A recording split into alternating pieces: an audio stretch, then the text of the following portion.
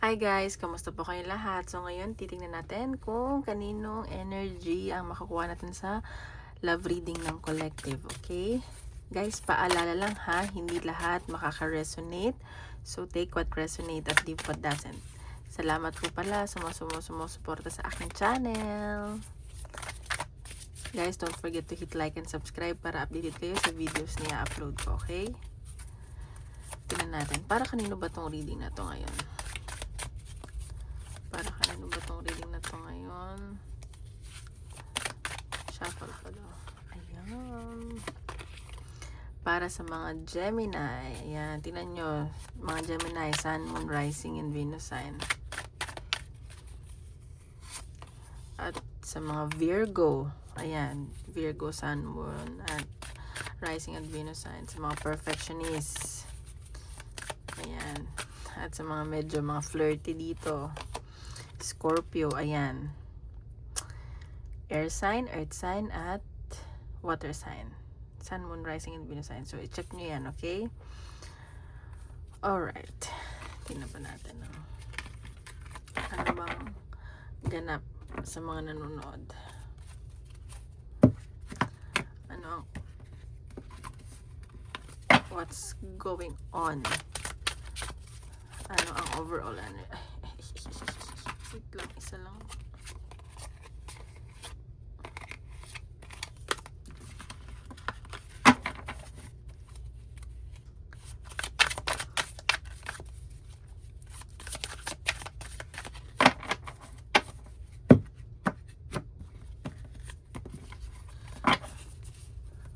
Overall energy.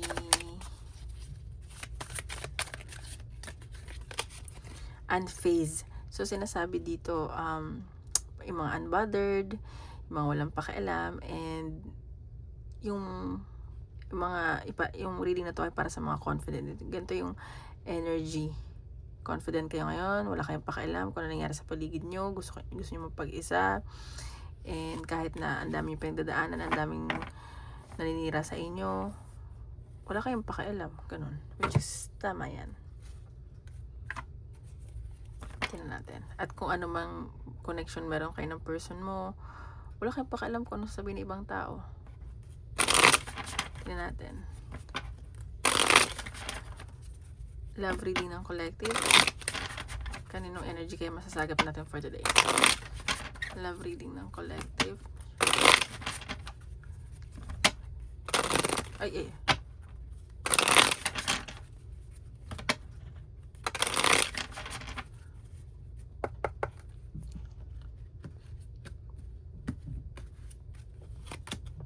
Okay, meron ako nakikita ditong new beginning. Siguro nagsisimula pa lang kayo ng person mo or gusto nyo magsimula ulit. And tingnan natin. Ayan.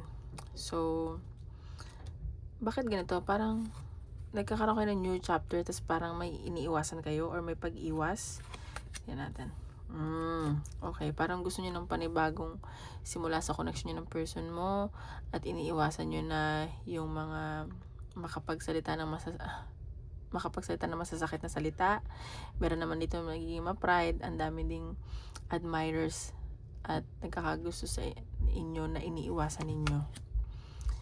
And sa nakikita ko itong person mo ma-pride and controlling, ganun.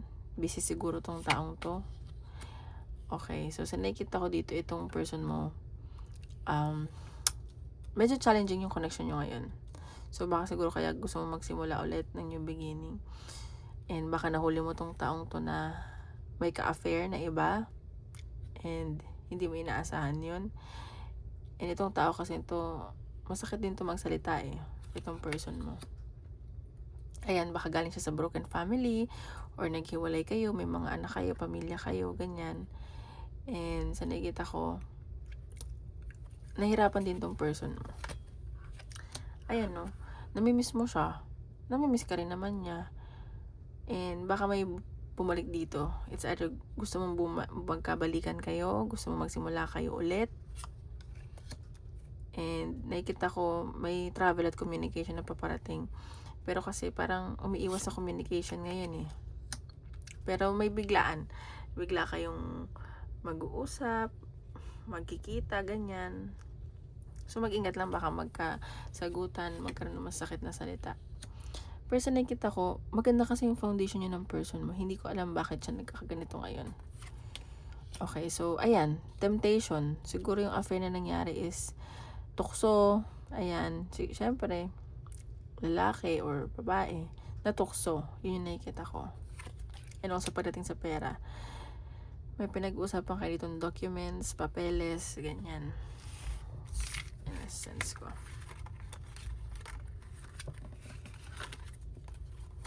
Tingnan natin.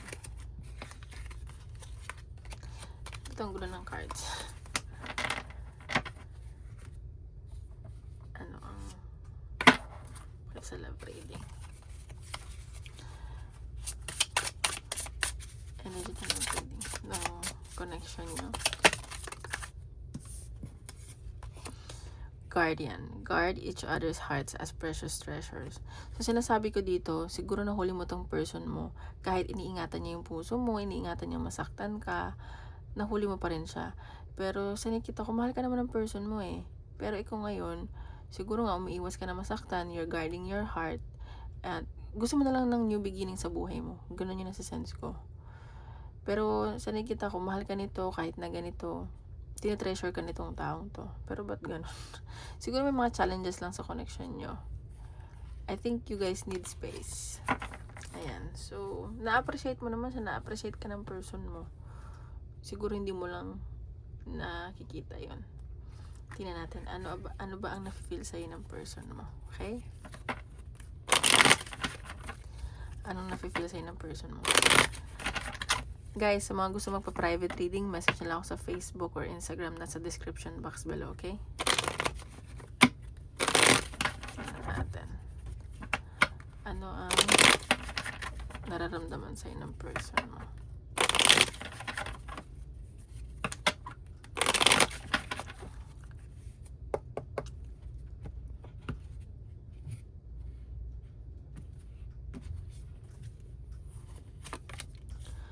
Okay, so itong person mo, gusto ka niya ligawan ulit.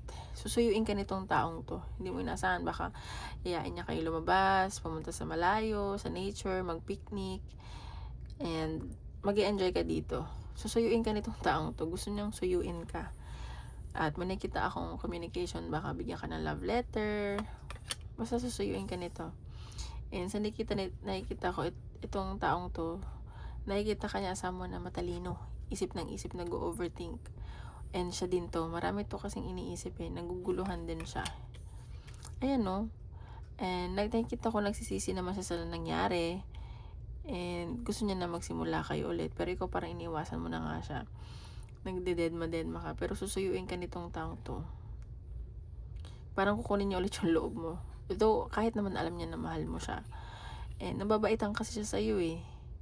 Ayan, parang kahit anong gawin niya, tatanggapin mo pa rin siya. So, ayaw niyang maabuso yun. At wag ka rin magpaabuso. And sa nakita ko, meron kasi ditong pumapagitna sa inyo. And itong babaeng to, nilalandi siya. So, baka ngayon natukso siya, ganyan. So, kaya siya naguguluhan. Sino ba yan? Nilalandi siya nitong taong to. Okay, so nakita ko sa work to. Dahil to sa work, and parang napasubo siya, ganyan. Para kahit di naman niya ginusto. And nakikita niya ikaw someone na stable, maayos ang trabaho, maayos na babae, ganyan. Or lalaki. I-reverse nyo na lang yung energy. Yun yung nasasagap ko ngayon. And sa nakikita ko, hoping tong taong to na magkaayos kayo. Parang na-turn lang siya dahil sa trabaho, ganun. Ayan. So, hoping siya na magkaayos kayo. Ayan. So, may nakikita kasi akong may offer sa kanya sa work. And, kaya siya naguguluhan. Parang susuyuin ka nito para pumayag ka, ganyan. And, nakikita ka niya someone na ma-pride din eh. Ang gusto niya, mag-compromise kayo sa isa't isa, magbigayan kayo, at maintindihan mo siya. Pero, bakit ganun? Ayan no. And, sa nakita ko, magiging obsessed sa'yo itong taong to, or na-obsessed na nga siya. And parang natutoxican ka na sa relasyon nyo. Parang gusto mo ng space. Ayan o, stuck siya sa'yo. And may nakikita ko dito, gusto niyang, siguro ano ba, nabuntis ka niya o napag-usapan nyo. Stuck tong taong to sa'yo kahit na may pumapagitna sa inyo. Hindi ka nito nakakalimutan. And sa nakikita ko, passionate tong taong to sa'yo, attracted to. Ayan no, may mga tinago lang siya sa'yo na hindi sinabi. Kaya siguro, nagkaganito kayo and hoping siya na mapatawad mo siya kahit ganun yung mga nangyari. And baka na-bored to sa connection mo or ikaw tong feeling niya na hindi niya na-satisfy yung needs and wants mo. Mahal ka nito. Pero ba't ganun? Ay. Mahal ka nitong taong to. Okay. Ikaw naman. Anong nafe-feel mo sa person mo?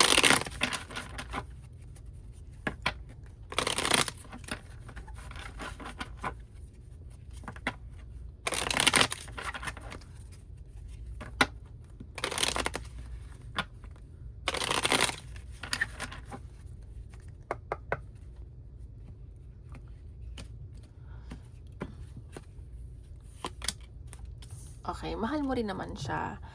And talagang minahal mo tong taong to. Nandun pa rin naman yung pagmamahal mo sa kanya. Pero naguguluhan ka kasi gusto mong gamitin yung utak mo. Pero parang umaano yung puso mo. And sa nakita ko, masaya ka dito sa taong to. Parang siya yung dream boy, dream girl mo. And sa nakita ko, marami siyang natupad na dream mo, na wish mo.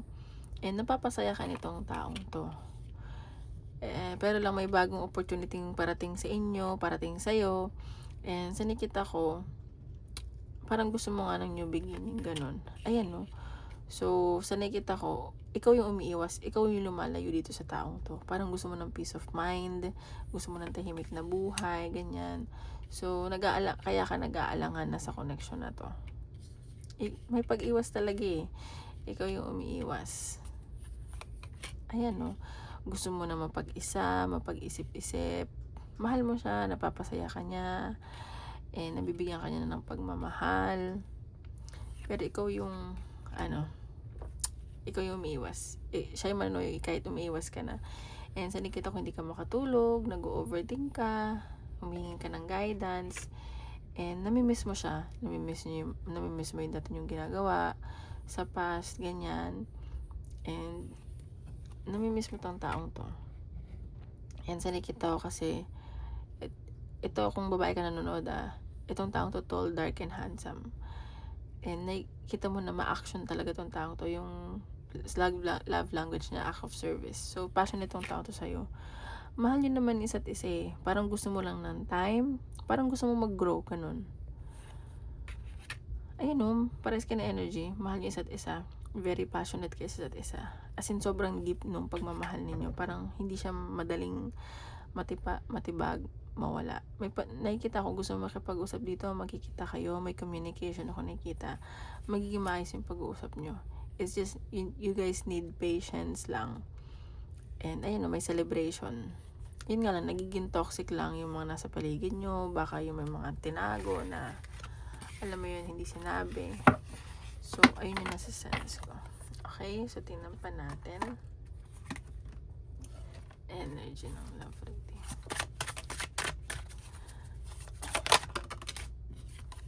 Ayan no, may mga kailangan lang kaayusin na legal papers, may mga kontrata kaayusin ng person mo. And dito umiikot yung relasyon nyo. Parang gusto nyo mas personal, ganon. Basta may ganon ako nasa sense. Basta gusto nyo mas private. Ayaw nyo marami nakakalaman. Ayan no, kailangan nyo ng heart-to-heart talk, deep conversation. Magkakaroon kayo ng intimate discussion itong taong to na kayo lang. Dapat naman talaga lang ng ibang tao. Okay, so tingnan natin. Ano ba ang blockages sa connection nyo? Ano ba ang blockages ng connection nyo? Yeah.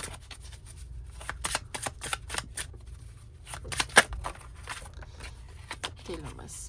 Sometimes it's just bad decisions. Ayan, so may nakita ko dito. Siguro nagiging yung blockages sa connection nyo is indecisive kayo and basta-basta kayo nagdedesisyon ng hindi nag-iisip. So, may mga naging dito, obsessed nga, may mga mistakes na nangyari, yung pagde-decide in a wrong way, in a bad way. So, kailangan nyo muna mag-isip bago mag-decide. Ayan. Yun yung blockages. Siguro yung pagdedesisyon nyo sa isa't isa or individually. Yun na natin. Ano ang outcome ng connection nyo ng person mo? Saan papunta tong connection nyo ng person mo? Ayan, lumipad. Justice. So, sa ikit na ko, meron kung may nanira or may sumira, magkakaroon ng hustisya, magkakaayos kayo. Ayun, may celebration na paparating, may mga tutulong, ganyan. And ikaw, lalakasan mo yung loob mo. And mas magiging strong yung relationship niyo ng person mo. Baka in the future, ikasal kayo, may celebration niyo. At may panunuyo ako nakikita. Magpapabebe tong person mo. Ganyan. So, mas magiging matatag yung connection yung dalawa. That's good.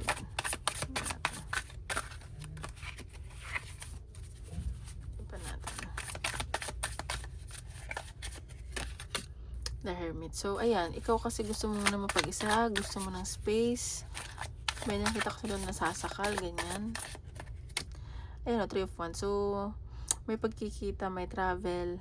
And baka mag-travel kayo na malayo nang walang nakakaalam na kayo lang.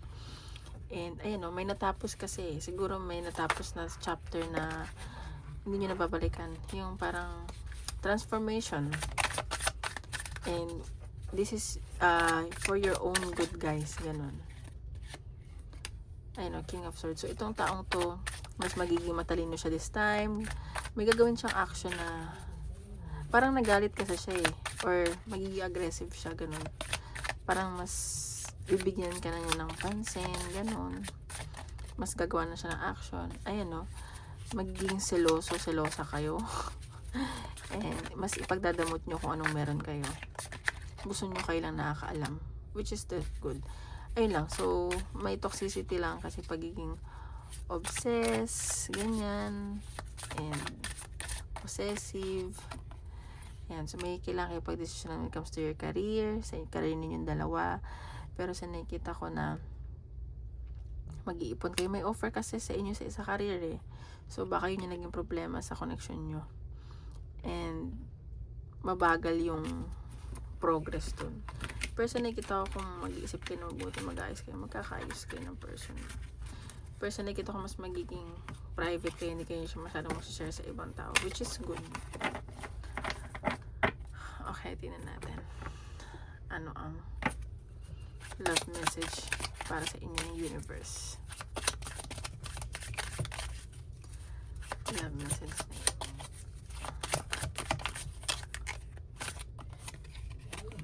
Unrequited feelings. There is not enough love to keep this relationship going in a healthy way. So, meron nga dito, baka nga ikaw yung umiiwas. Hindi ko sinasabing hindi nyo mahal isa't isa. Siguro meron dito hindi enough. Siguro nga may nagkamali, may nahuli ka na non-negotiable sa'yo. So, ayan. You know your worth. Tingnan mo kung ano ba talaga yung gusto mo. Ganyan. So, tingnan natin. Ano ba ang message ng person mo sa'yo? Isipin nyo yung tao mo. If isipin mo yung person mo, ano kaya message? Anong gusto niyang sabihin niya sa'yo? Kung hindi man kayo nag-uusap ngayon. Or ito yung gusto niya sabihin na hindi niya masabi. I want to break this no contact. Siguro hindi kayo nag-uusap. Yun nga, susuyuin ka nito. Gusto ko nga niyang suyuin. Gusto niya makipag-communicate sa'yo. Mabibigla ka na lang. Ayan I am healing. Please be patient with me. So, sinasabi dito, siguro, nagkasakitan kayo, gusto nyo ng space, or ikaw to. So, mag-antayin mo lang siya, maging patient ka sa kanya. Ayan. I am taking time to find myself again. So, ayan, siguro, na-lost siya. So, hinaharap niya ulit yung soul-searching siya ngayon.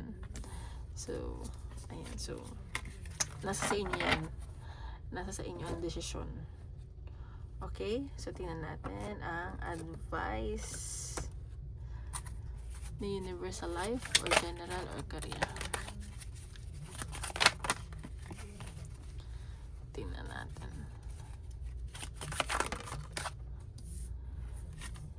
New heights. Let your connection with spirit ground you as you reach for the sky. So, sinasabi dito, tawag dito, yung mga spirit guides nyo, angels, universe, Lord, humingi kayo ng tulong. And maging humble kayo kung matupad man yung wish nyo, yung prayer nyo. And maging down to earth kayo. Ayan. So, huwag kayong panghinaan. Mag-wish lang kayo. Believe and pray. At ibibigay sa inyo yan. Okay? Tingnan natin. Ano ang paparating sa inyong breakthrough? Ano pang advice sa inyo? Ano pang ibigay sa inyo ng universe? Say yes to you. So, ayan. Nakikita ko dito, maniwala ka sa sarili mo, be confident na kaya mo, and huwag ka panghihinaan ng loob. And gwapo ka, maganda ka, kaya mo at kakayanin mo. Yun yung sinasabi dito. Okay? Applicable yan sa mga pinanghinaan ng loob. Career, friends, ganun. At mas isipin mo din yung sarili mo kaysa ibang tao. Dapat naman talaga. Okay, lucky number. Ano ang lucky number ng mga nanonood ngayon? Growth. 2, 3, 4. Oh, you are experiencing growth and expansion in all areas of your life. You are on the right path and moving towards greater fulfillment and success. So, ayan. Papunta na kayo sa success at fulfillment. So, nasa progress na kayo. So, be patient lang. So, ayan lang guys. Maraming salamat po. Bukas ulit.